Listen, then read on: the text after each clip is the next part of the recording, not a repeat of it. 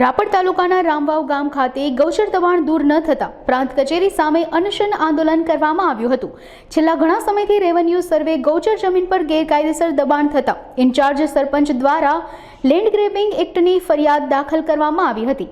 તેમજ ભચાઉ પ્રાંત કચેરી ખાતે દબાણ કરતા લોકોએ ખોટા સોગંદનામા રજૂ કર્યાના આક્ષેપ કરાયા હતા।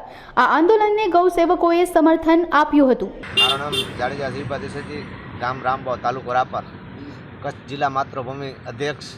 જે રામવાવની ગૌચર જમીન અમે ઘણા ટાઈમથી લડતો આવું રહ્યો, હજી પણ સુધી ખાલી થઈ નથી અને 2 વખત માપણી થઈ, પણ આ અધિકારીએ શું કર્યું છે, કાંઈ કોઈ અધિકારી રૂપિયા લીધા હોય તો મને ખ્યાલ નથી, પણ હજી અટકલ પડ્યો છે હાલની તારીખમાં। અને જેટલા સોગંદનામા દીધા, આ લોકોએ 30 સોગંદનામા દીધા, એ સોગંદનામાની હજી સુધી કોઈ પંચનામું કે ખરી તપાસ થઈ નથી। આ સાહેબને એટલી પ્રાંત સાહેબને વિનંતી છે ખાસ કરીને કે અત્યારે હાલની તારીખમાં જે આંદોલનમાં હું બેઠો, જ્યાં સુધી એનો નિકાલ નહીં આવે ત્યાં સુધી હું આંદોલનમાંથી ઉઠવાનો નથી। એની તમામ જવાબદારી પ્રાંત સાહેબની રહેશે। આની અંદર હાઈવેથી અંદર બહાર છે અને પ્રાંત સાહેબ 100 મીટર દૂર છે અને ગાંધીજી માર્ગે હાલી સપોર્ટમાં બહુ આવ્યા છે। આ ભાઈ બેઠા છે, એમનું નામ તો ખાસ કરીને નથી આવડતું હજી, પણ એમનો પણ ભચાઉ અને રાપર તાલુકાની ગૌચર માટે બહુ મહેનત કરે છે। મારું નામ સુલતાન ભટ્ટી, ભચાઉ શહેર પ્રમુખ આમ આદમી પાર્ટીથી। બરાબર, આજે આ શિવભાઈ જાડેજા જે કામ કરી રહ્યા છે ગૌચર જમીન બચાવવાનું, એ બહુ સરસ કામ, એના સપોર્ટમાં અમે શિવભાઈ જાડેજાને ફૂલ સપોર્ટ કરીએ છીએ।